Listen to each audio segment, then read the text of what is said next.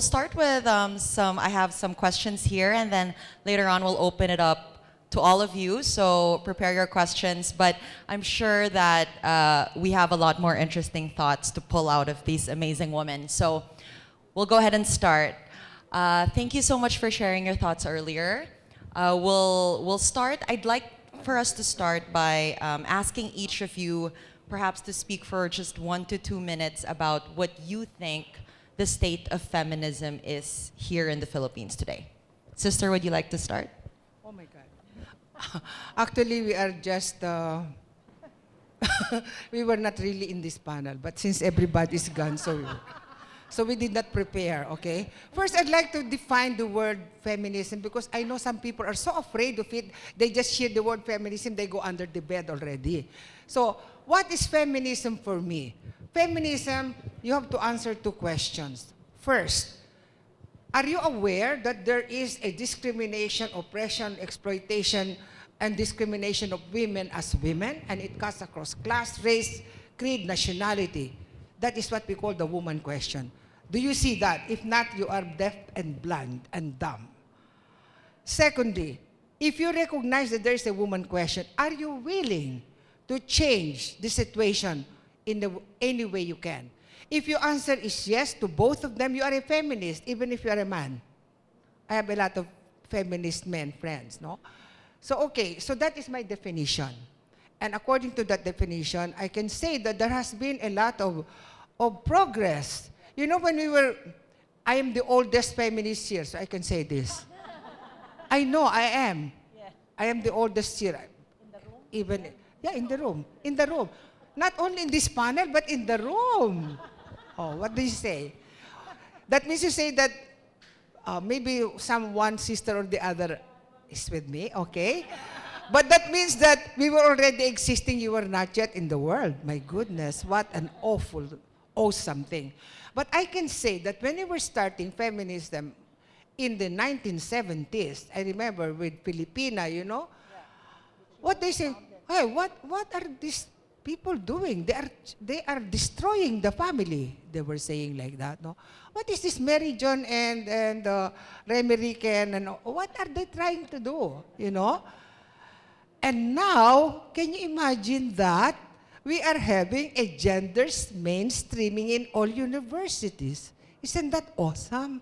And I think we have the best laws on women and the most. And we have a Magna Carta for women. And now you can see that our students, they are interviewing us about women. Before, my goodness, what topic is that? But now, as you know, all of you, I'm sure, are being interviewed by this person who has to have a term paper or this one with the masteral, and you are being asked about women questions and women issues. Isn't that the progress of feminism? And the fact that we have all this feminism or gender in the agenda of almost all NGOs and all government entities, that is because of the women's movement in the Philippines. But after saying that, I'd like to say that we have a lot more to do because the grassroots women, a lot of them, 80% of them or 90% of them, have not really been reached by our ideas. No? And that is a great challenge for us. Okay? Yes, that's great. So do you agree that feminism has progressed, but how far more do we have to go? Okay. I'm a product of Sister Mary John's lectures. She's the oldest. So the definition of feminism is exactly what she said. Basic. Of course, there are many streams from liberal to radical and eco and all sorts. But basically, I'd like to agree that there has been progress, at least in government. Now, not everyone wants to identify themselves as feminist because they still think that it's the bra-burning notion of the 60s, but we keep on telling them the basic definition. If you believe in that there is discrimination, there's exploitation of women, and you're willing to do something about it, then you are a feminist. So I'd like to believe that in government, beyond complying with the laws, because all government agencies are mandated to allocate their 5% of their total budgets, and they're forced to submit their GAD plans to us, which we review. And in the course of their plans and activities, they're supposed to be gender sensitized. Then in government, I'd like to believe there is a growing feminism, even if they don't call it such, but it's a growing gender awareness and gender responsiveness. And I'd like to also believe that the programs that they do in government are becoming more attuned to the needs of women. I'd be interested to ask a little more about government, and I guess the misogynistic statements we're actually getting from government leaders and what that means or what the effect of that is. But we'll talk about that later. Professor Mina. If you say the state of current state of feminism, I think that we've got a very robust feminist movement that we're, I would say, leading worldwide. With number of women activists. When I talk about, and we have a very unique set of committed feminists, including feminist nuns. Every time I give a paper on women's movements in the Philippines, the audience is always astonished that nuns could be feminists because they're considered conservative elsewhere. But so my future plan is to have a book on feminist nuns someday. But the positive side is that I'll start with the negative side. So there's lots of women's movements, and it's all women's sectors. So peasants, workers, it's all represented. And one challenge would be maybe to desector it because they're all always connected to the sector. Number two, it's very robust. They're very good at demonstrating, but the weakness is it's divisive. It's very the woman question is fraught and widely debated, and there are divisions. One organization, somebody leaves them and forms another organization, sometimes just for personal reasons. So I think division is a big challenge. On the plus side, division means there's a polyphony of voices, many voices. On the negative side, it's not so good. But on the other hand, they make up for that weakness by their fabulous organization skills. Women's movements are superbly organized. They can get a demonstration in a jiffy. So I think that side of it. And I think the other challenge is we still need to, despite the success of and the fact that the political challenges in the current time is women shows, but I think we still need to get a women's vote because people don't vote for a politician just because they're women. We need to sustain a women's party, and we need to get politicians, male or female, with a feminist consciousness. And we need to, I think, political power, religious power, as Sister Mary John said, for women is still elusive. Divisive, but also robust. Okay, very interesting. And for you? Well, there's a lot of awareness now about women's issue. Before, when we talk about vow, they say, what is vow? They can't even understand it. Now there's much understanding about that, no? And there's also a lot of organizing going on through it's not only Gabriela, that is the Organization of Women in the Philippines. There are many organizations of women in the Philippines. And well, the downside is many are there, no? And perhaps they will have different views about different things. But I think the differences pushes the movement further because it means that there is also robust discussions, robust discourse, no, about what feminism is and what the women's issues are all about, no. But I can also say that there is much to be, there's much work to be done, because sometimes even if people say, like in government, there is a lot of gender, sometimes they just say yes, but what they do is different from what they say, no, and we're seeing it now. So, and even in the grassroots, we need to really emphasize the fact that women should be putting their voice together, even in organizations. And that is the importance of having women's organizations and even having women's committees within organizations of mixed group. And so I say that there is much work to be done. And But the women, no? The women in the different women's organization are, I think, up to the challenge. I'm curious to know, since you're all from different fields, what do you think is the most pressing obstacle to women equality? Is it the church? Is it the culture? Is it the state? Or is it even the word feminism? Is there a need to change that negative, for some, word? What do you think, Gertrude? I think the biggest obstacle is actually the structures in society. No, what do you mean structures in society? When we talk about, it all comes from the history, like the padre de familia, the concept of that, which means that there is no such thing as madre de familia. Is there? None, no? So it's madre. Ilaw ng tahanan, but not padre de familia. So what I'm saying is that it's very, very much ingrained, no? In not only in Philippine culture, but even in Philippine economics and even politics. When you say padre de familia, then the father is the one who supports the whole family, who has a say in everything. And when it comes to politics, there is such a thing as the padrino system, no? Meaning that you have somebody who will back you up in government, no? And the culture, and because of that, there is much to be done in terms of removing the feudal patriarchal culture. It's still there. Sexism is there. Being macho is still there, and being macho is still seen as something good when it comes to the men, And one of course obstacle is even how women think about themselves. Meaning that they are the ones sometimes who perpetuate it, and there's such a lot of education that has to be done in terms of that. And I think we should differentiate between education of women and conscientization of women. There are a lot of educated women who do not have a women consciousness, and it's not even all right just to vote for women. These women we vote for should have a women consciousness, or else they are worse than men, isn't it?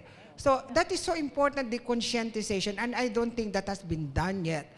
We are so proud about our, the fact that girls' education here in the Philippines, which is true, really surpasses the one of the boys, because all the ones achieving are.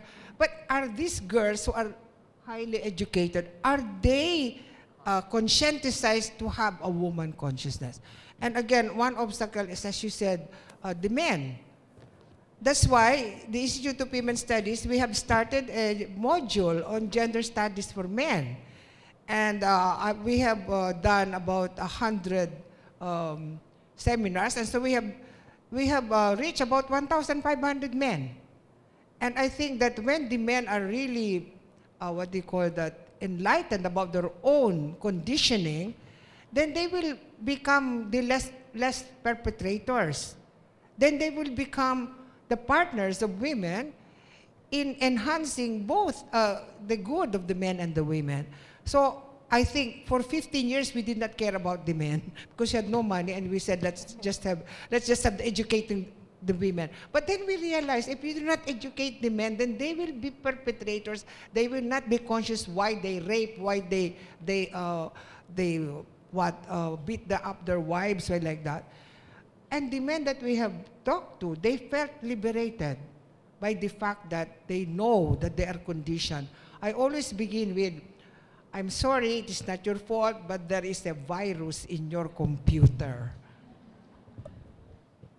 Anyone I else? think we need to contextualize also gender equality and the obstacles. We have to recognize that there are multiple and intersecting factors.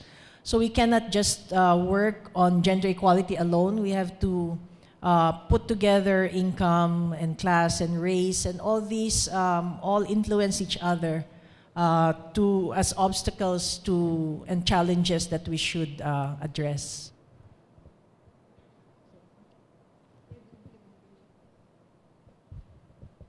Also that there are so many good laws, but are they implemented? That's another thing. We boast of all our beautiful laws friendly to women. But can we make a study of how these are not or are implemented? Yeah.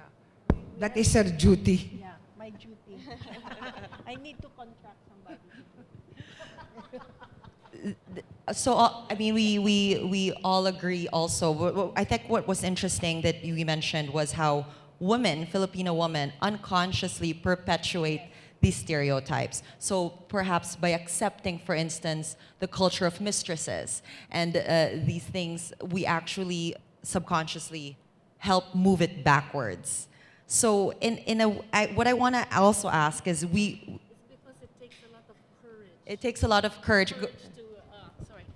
I think it takes a lot of courage for a woman to transgress ideal femininities. So, you know, I'm just taking from my own experience. I'm considered a failure by my relatives because I was not a wife or a mother. Or a cousin told me about not so many years ago that women with postgraduate degrees are not beautiful because if you were beautiful, you would have been married and you wouldn't have to go to a postgraduate degree. It takes a lot of courage to have to sit there and just smile and okay, you know. I think it takes. I think it takes a lot of courage. So if you say women should, you know, they need support, and it has to be a change. Also has to come from the men because you know this is my male cousin telling me. So I'm, Excuse me, I have one more obstacle, and that is the present, the machismo of Duterte. Excuse me, she has a very deep-seated machismo. And that is giving a bad example, and it is a very contagious thing. Look at all his appointees, the Department of Justice, the person there in the Congress.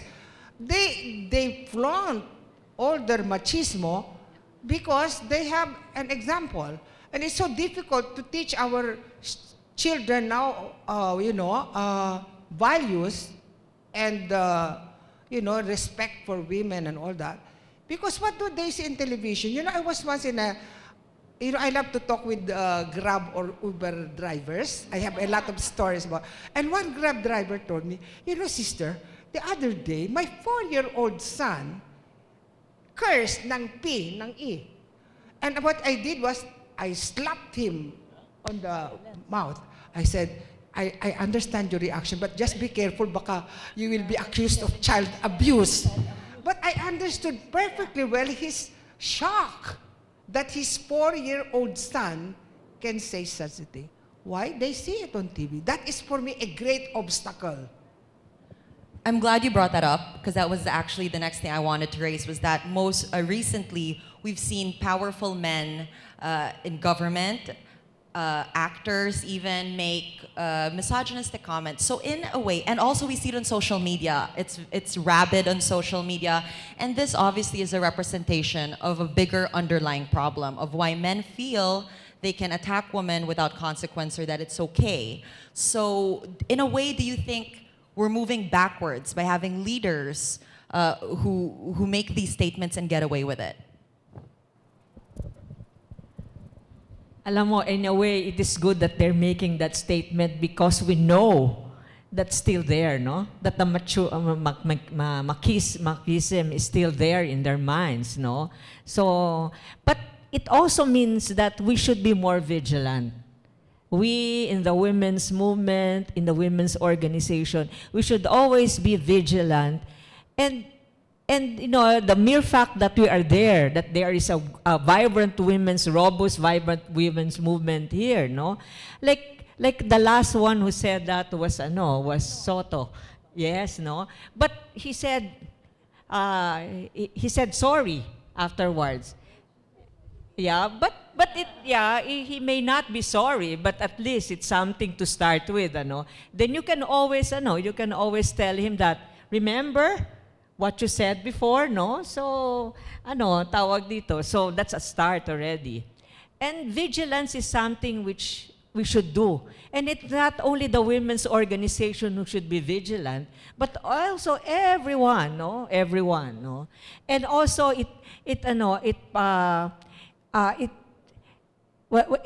there should be an emphasis actually in what Anna was saying about conscientization of men, which we have been trying to do even at the grassroots, because it is they who should also be working for the rights of women. It's not only the women who should be doing that. When I can talk about the Soto statement, where the Philippine Commission on Women right away came out with a statement to say that it's not a joking matter, and we have to respect solo parents. So we welcome the many reactions, because there's a group who filed a case, but the solo parents group actually met with him and pushed for the amendments to the Solo Parents Act. So it's actually taking on, making a challenge or an obstacle, an opportunity as well to keep on fighting. So I think the more, the merrier, as long as we talk about these issues and then be clarified about the actions that we have to take, it's something good. Is there any irony for you to be working in the Philippine Commission on Women under President Duterte? I'm a journalist, sorry, we'll move on. Okay. Oh, I have to say something more. It makes me so sad that a woman is such a rabid supporter of Duterte, and that is Mocha Uson. I really am so saddened by that. Really.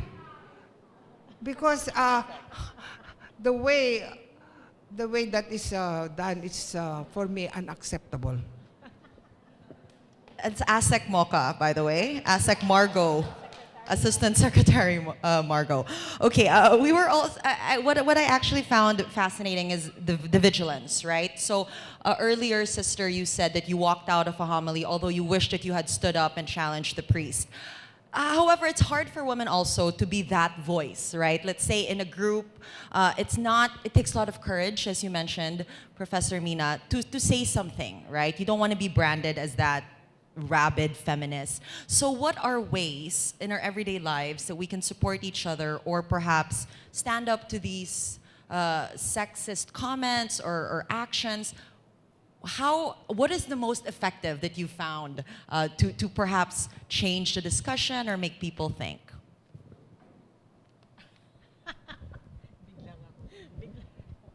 Well, one of the things that we found very effective is that to confront them there and then.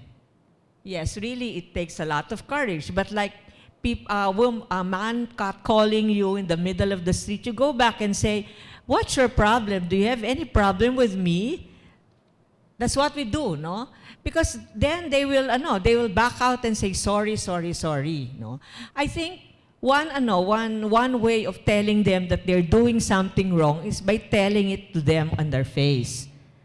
Although sometimes when we come into the room, then the men would be quiet and say, "Nandyan ang Gabriela is here, no? We should be more careful."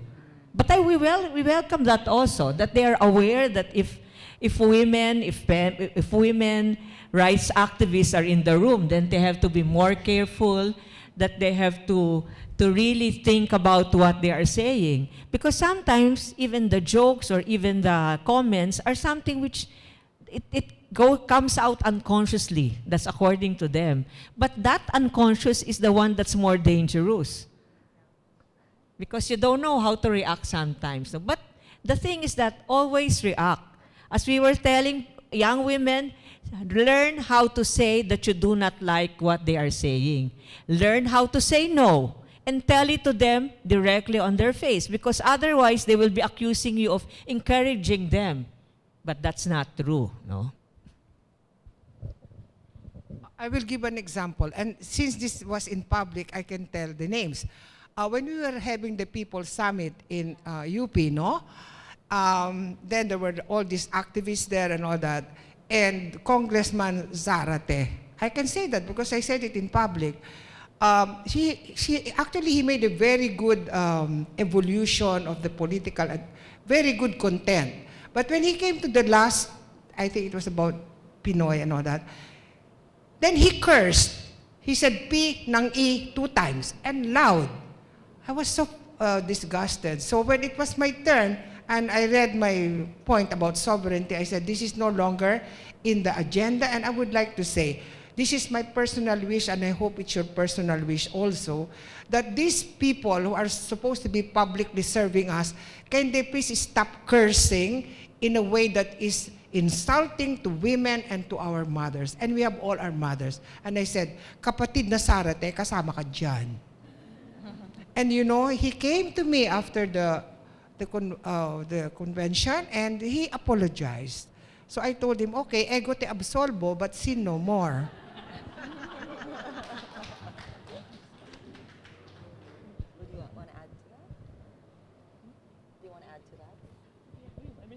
Do you want to add anything on If you're effective expecting the Philippine Commission on Women to react to certain statements, we do it through letters. For example, when Representative Alvarez was about to show the sex video, so we called his attention through letters. So we're not as outright open as Gabriela. Because everybody knows Gabriela. PCW, a government agency. We should learn from you and how to do that. But of course, we work within the bounds of our mandate. Professor Mina, do you have any suggestions of effective ways women Say that again? effective ways women can challenge sexism in everyday lives? I think, you know, when you go to psychologists, they'll tell you have to put a boundary so that you don't get abused. So I think if you tell them this is not acceptable, it doesn't have to be, you know, militantly, but you can say that what you're saying is not acceptable, or this is, then that you're at least writing a boundary. So that would be one way to do it. So it's really being vocal and Yeah, not keeping quiet. And that also takes a lot of courage. I want to go back to the government, because I do agree that the Philippines, and we see it in the Global Gender Gap report, the Philippines is among the highest in terms of gender equality. Do you think this is an accurate depiction of the actual state of affairs here in the Philippines? If you read the report of the Global Gender Gap Index, they do say that they do not measure development levels.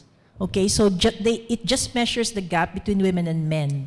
But of course, we still have poverty. We still have all these ethnicity problems. And we have to always go back and look at that. And as I said, these are multiple intersecting variables that we should take into consideration.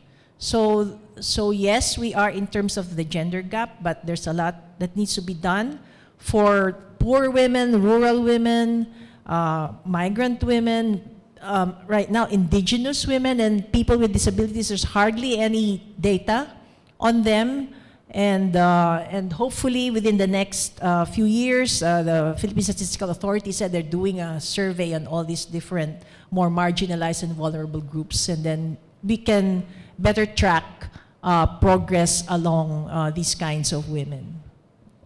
Okay. I'll go ahead and open the questions to the floor. Then we'll go back and just ask for a few more closing statements later. We have half an hour, but yes, please introduce yourself. Analea, says Sister Mary John, and if you have any association that you're affiliated with.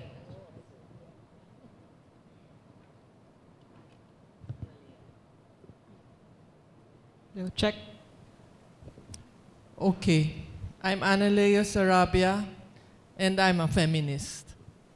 And I will not make any, I will not justify any illusions or apologies made in behalf of men, especially officials who are misogynist. I will not even say macho, they're just misogynism.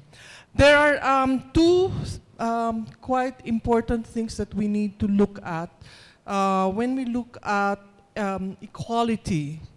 And they have to do with something related to the gender gap, which is the economic issue.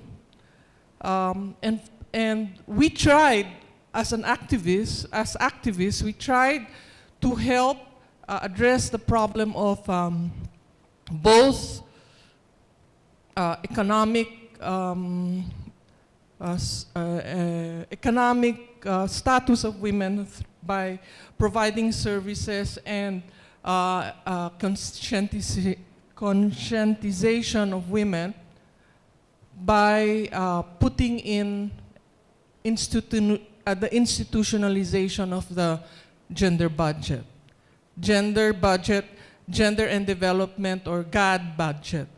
The problem is the way the budget is now being implemented, or if it's implemented at all, is that it's focused on mainstreaming, meaning that most of the money that the agencies and government institutions and corporations are managing is that it goes back to its own employees and staff.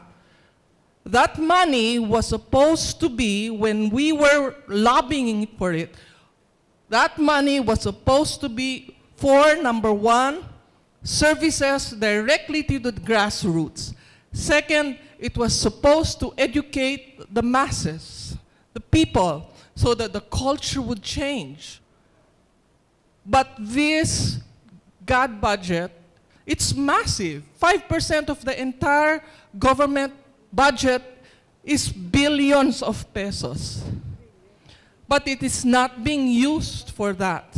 It's not being used to educate and change the culture. It is not being used to give services to people. And that's why I think that this GAD budget should be looked into by not only the Commission on Audit, but also by all of us, because this money, I think, is being misused, it's being ignored for its true purpose, which Senator Shahani pushed for in '94, and then which we pushed for when we lobbied for the Magna Carta in 2009. So this needs to be reassessed. It must not remain in the hands or for the purpose only of educating the people in government, but it should be used for educating the people and changing the culture of misogyny. And also, it should be used to give services to people. And the services cannot be given by our government agencies. They should give some of that money to NGOs that are providing services, because the government cannot provide all the services that are needed. And then secondly, this has to do with construction, because TESDA and Emmy Versosa talked about having women being trained for welding, etc., etc. Actually, it's not just giving women work as welders or non-traditional work, but also changing the way, for instance, buildings are constructed. For instance, this whole events hall, not to criticize there are only 2 bathrooms. This is an entire women's organization. There's one toilet for all of us women, and then another toilet for a few of the men. So actually, when you look at the reality of architectural construction and the reality of the women's needs for toilets, almost always it should be 1:2. There should be double at least for women and men. And not only in this, all malls, okay?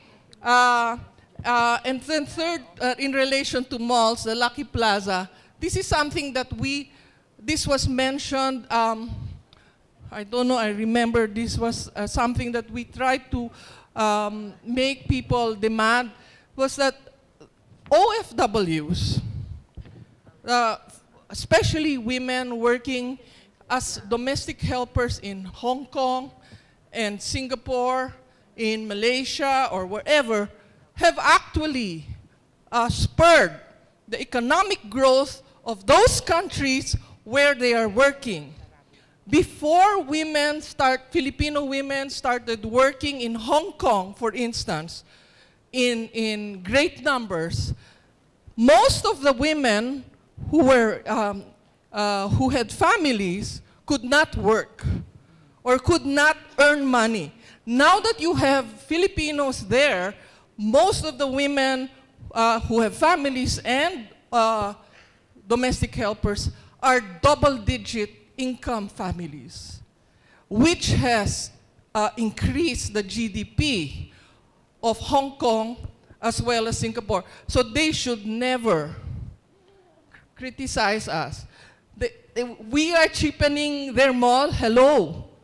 We gave you the money or we help you increase the income of your families so that you could go into expensive malls.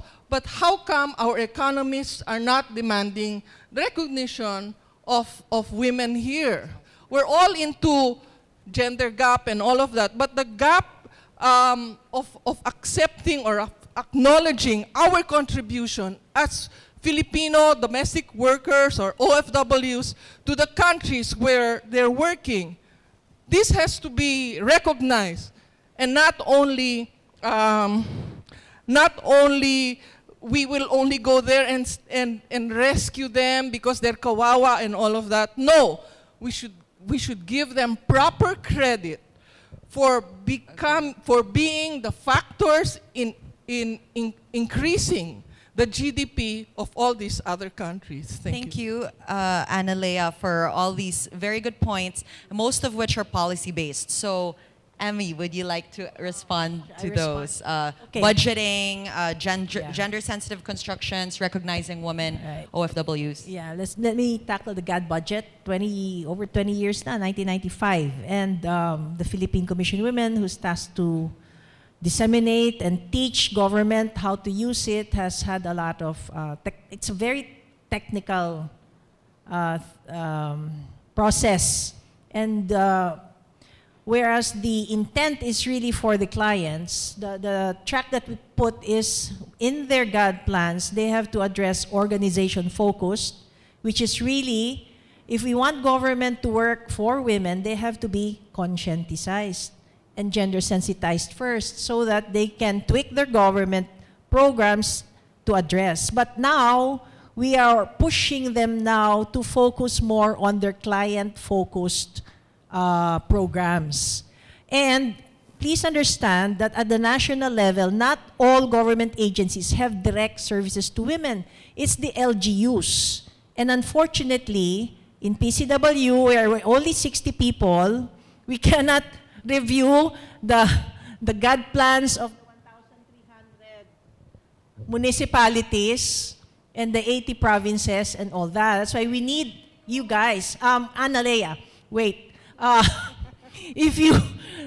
The LGUs, the good ones that we have monitored, are able to use their GAD budgets to provide direct services. That's why we say attribute, meaning if they have health programs, they have good health programs for women, that is part of their GAD budget. It is not necessarily a separate budget for women. Kasi nga, you mainstream the perspective to all the projects. DPWH has good GAD programs as well. They encourage women as well to do roadworks, even DSWD and all that. Ngayon, in terms of giving it to NGOs, the law says any NGO that is or private sector that is contracted by government has to be enrolled in the government procurement system. You have to be registered. You have to have very good tax records.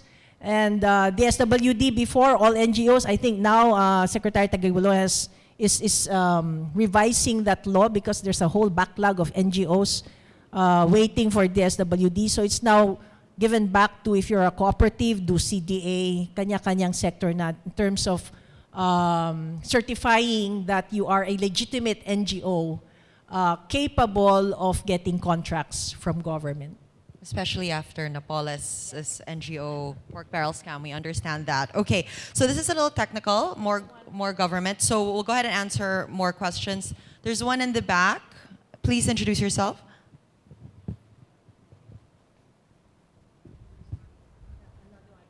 Good morning. My name is Silvana Diaz Ancelotti. I am from Italy and I've been living in the Philippines for 46 years. I run an art gallery and I've been working for a lot of time for Pangarap Shelter and also for Sara Foundation, both one for street children, the other one to help also scavenger to put up to help children and mother to be able to sustain the livelihood of their children and teaching. Now, what I noticed, you are using always the word feminism. Feminism, I believe, is the word that brings us into a conflict with the males. Especially, I believe that we should start from young ages, from elementary school, to put into co-ed school and bring because we are growing in a society made by two people. Both are necessary for a healthy society. So I think from from elementary school up to university, we should not have this gender of femininity.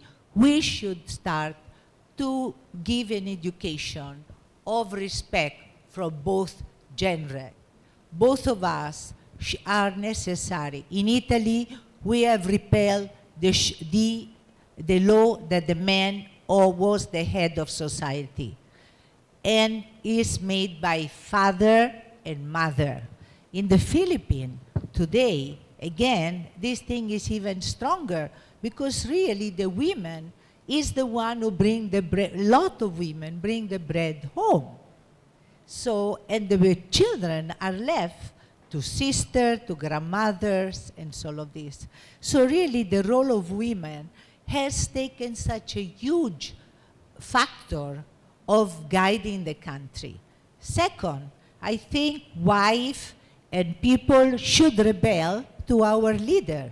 Maybe they should start cooking.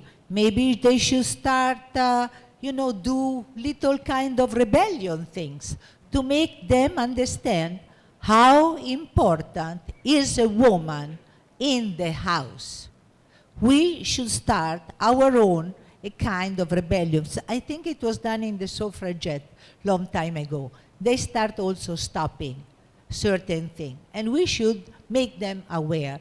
Second, I think that our leader, like the sister has said, has given terrible example, because if a leader like President Duterte, he's bringing his own mistress ad official, this has really given open to everybody, to every mister, the power to be stronger than the woman. And I believe divorce has to be implied here. Because it's true we are the only, I am from Italy. That's where the divorce was being given. It should have been not given there, where the Pope is residing there. There are thousands of women abandoned by their husband with 3, 4 children. I think this is necessary.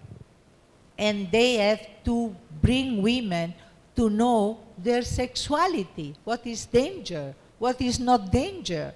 Can be in many ways. So I believe we have to start from grade 1 and grow together as a society.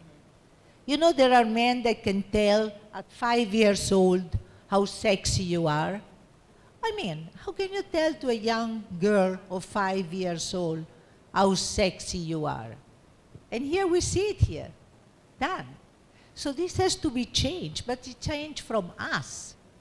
We have to change.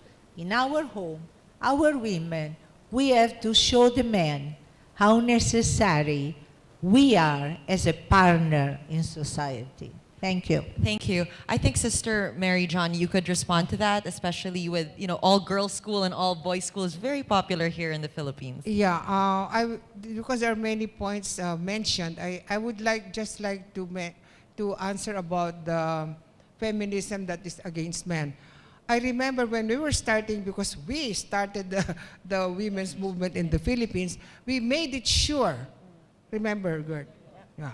We made it sure that our women's movement in the Philippines will not have an element of being inimical to men. Because men are not the problem. The problem is patriarchal values and patriarchal structures, and both men and women are victims of these patriarchal values and patriarchal structure. So we tried to do that when we did Gabriela, and that is why, as I said again, I find it very important in my Institute of Women's Studies that is really for conscientization that we have now started to educate the men. Not only to help women, but to understand their own conditioning and to recreate themselves, to make themselves new. That you are a man, but you are nurturing, you are caring, and all that. And I'm very, very happy to say that all the men that we have given this seminar to felt liberated by this. Also in government, as I mentioned earlier, we started a movement, men opposed to violence against women everywhere, so that they move, so they can talk to other men who are violent. And I know that the Population Commission has a program called Katropa, talking mainly to men in uniform, also to talk of family planning and reproductive health, but also infusing, as part of their gender program, gender sensitivity training for the men.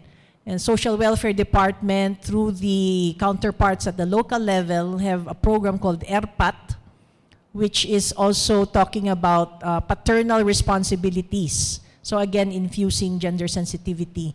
So yes, men are also victims and they also need to change their mindsets. But going back to the women who tend to perpetrate these stereotypes, I know that women tend to spoil the men.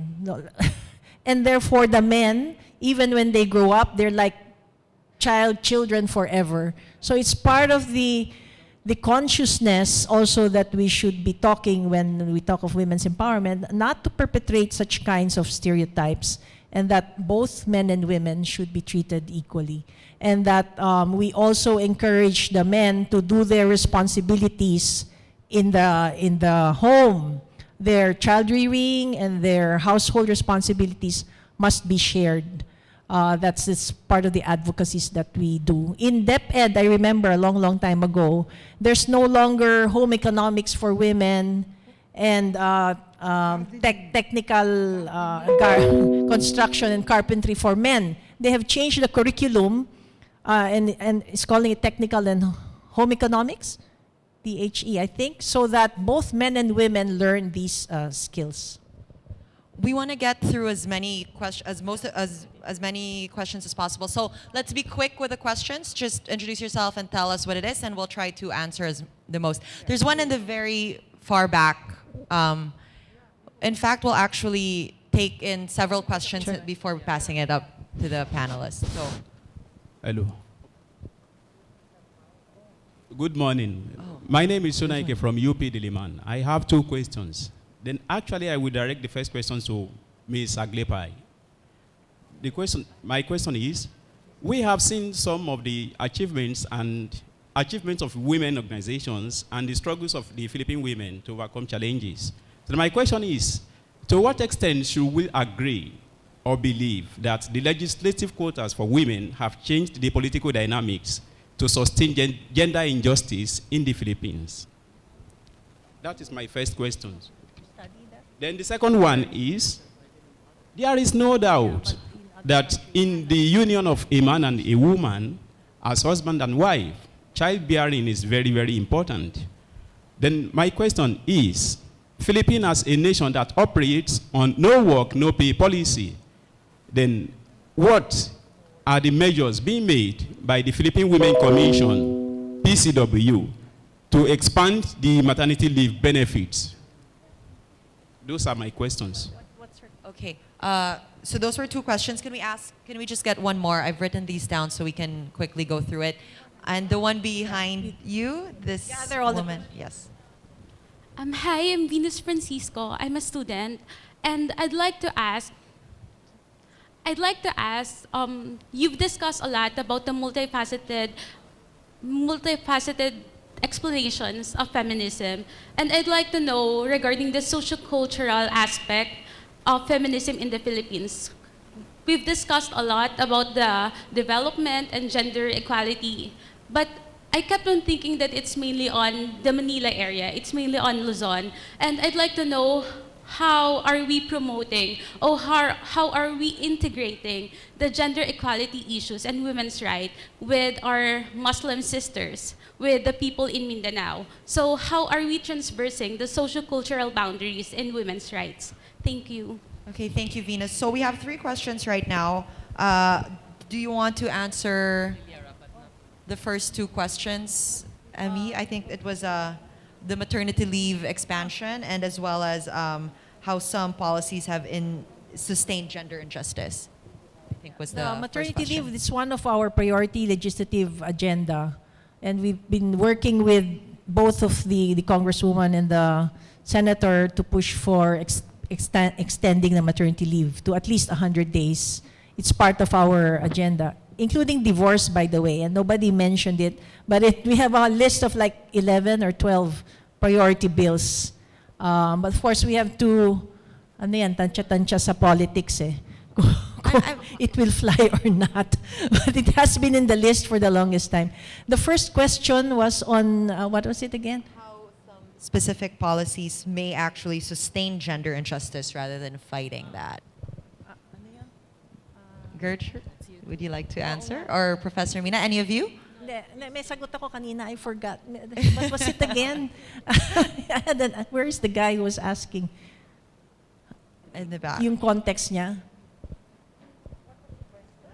He was wondering if there were, if you felt The that some policies. The quota. I think he was talking about the sustain quota. gender injustice. Yes, we do not have a quota for elective officials in the Philippines, but according to studies of other countries, and I'm currently reading a paper on the Middle East, if a country has a quota, there are more chances for women to get elected. But then I agree with Sister Mary John, we shouldn't just elect any woman because a woman can be patriarchal as well. Yeah, so it should be qualified women to push for women-related laws as well. This is also why the women's vote that Professor Mina was talking about is important. But qualified. Qualified. Has to be qualified candidates. How about the socio-cultural aspect question? Would you like to answer that? What I would like to answer is about the national policies, no? Like now we have the neoliberal policies in terms of economics. And we're seeing a lot of negative effects of this in the grassroots level, no? For example, the privatization of social services, like hospitals or even education, you know. Even in our state universities, the cost of education is going up.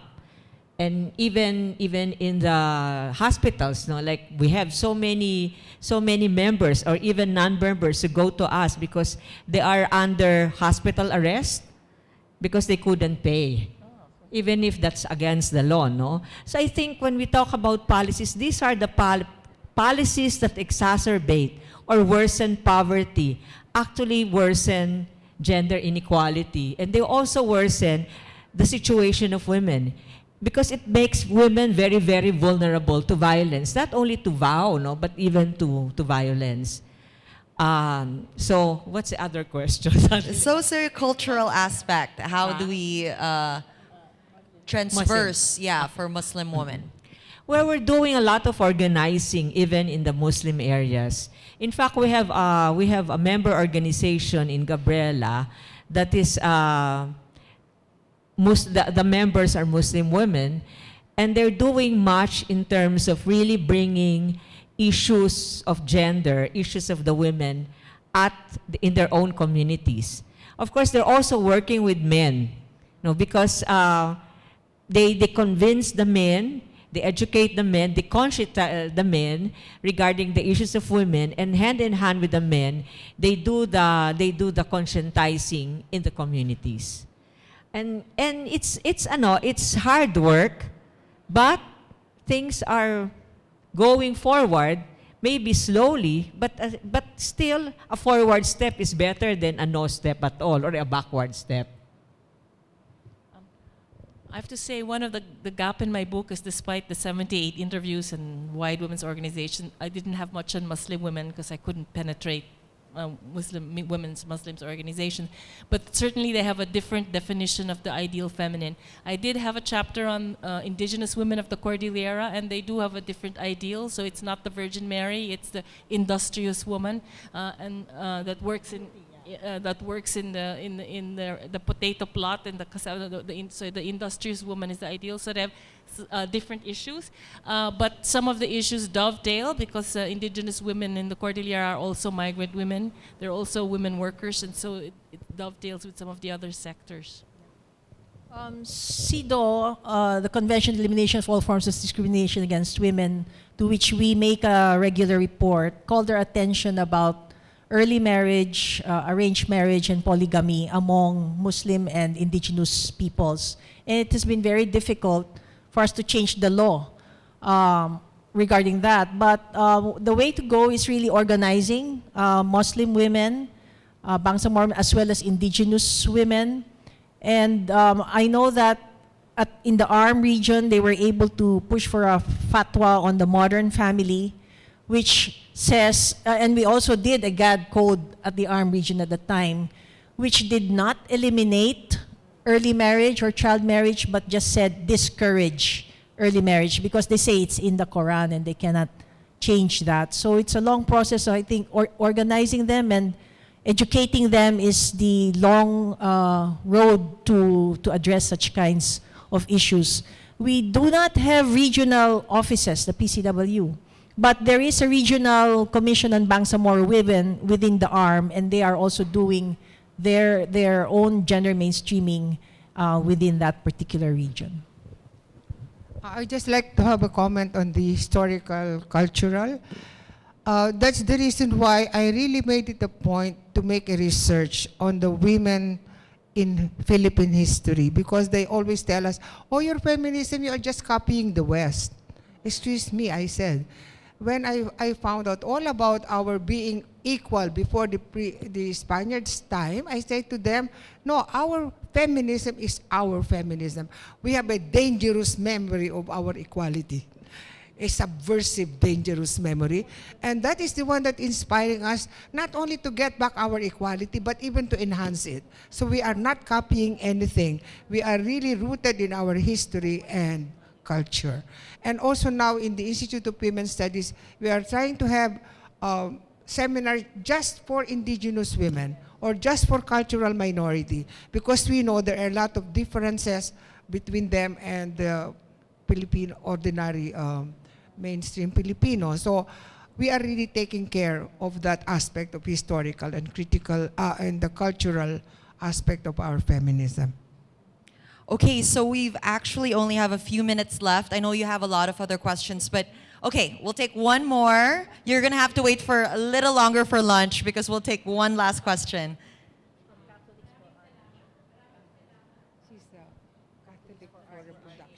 She is Catholics for reproductive rights. Okay, thank you very much. Just one question very quickly. I am Big Chua of the Catholics for Reproductive Health. I would like to congratulate Sister Mary John. You're the second Catholic nun who openly supported the reproductive health law. The other one is a Marinol sister also. Thank you very much, and I would like the rest of the sisters here to read the law and say your support, and probably you may not be able to support the rest of the entire law, but some of the provisions there, and we hope to hear your voices as well. Now my question is, in the discussion, you mentioned about the contribution of the Catholicism to feminism in the Philippines, and Sister Mary John said, no, there's no contribution, And I say probably, what about the other organized religion?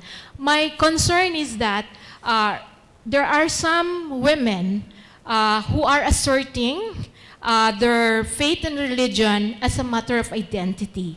There's a growing assertion among women, especially our sisters in Islam, in wearing hijab as their identity, as part of the identity.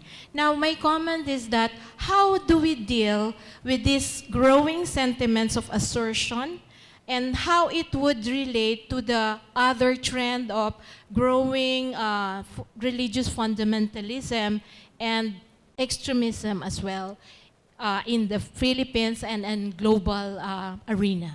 Thank you. So it's sort of tied to religion? For Sister me, Mary? fundamentalism and fanaticism is always wrong anywhere in the world. Now, but I believe that the women wanting to put a veil, if that's their choice, it's their right to choose. If they want to put a veil, yes, let them do it, because that is their choice, no? And we cannot interpret it right away like that they are supporting fundamentalism. I don't think we can go into that jump in that conclusion. I always am for free choice, whatever the subject matter is. Okay, so we'll do a quick closing statement from each, very, very briefly, without even having to explain. If you had a magic wand and you could solve one problem, it could be personal or that you think would advance woman empowerment or equality, what would it be? If you just had a magic wand and you can fix it instantly, what would it be? Would it be, I want divorce law in the Philippines? What would it be for you? I want all women to have a woman consciousness, period. So we're in the era of change, so I'd like each woman to be conscious of what she would need to change within her consciousness as well. And if I could quote Simone de Beauvoir, because we're French here, no? French feminist, she says, change your life today, don't gamble in the future, act now without delay. One's life has value so long as one attributes value to the life of others. And that others, I would like to thank all the others who are oppressed. So by means of love, friendship, indignation, and compassion. Very nice. Okay. I can't beat Simone de Beauvoir, but I think I echo Sister Mary John's sentiment, but to include all men and women to rethink masculinity and femininity for equal empowerment. That would be my wish. If I had a magic wand, and I could say expecta patronum to all the dementors who are against women's empowerment. Wow, difficult, huh? What I would wish for is that men and women working together so that they can change society. No. Yes, and that means also equality between men and women. Okay, so we'll end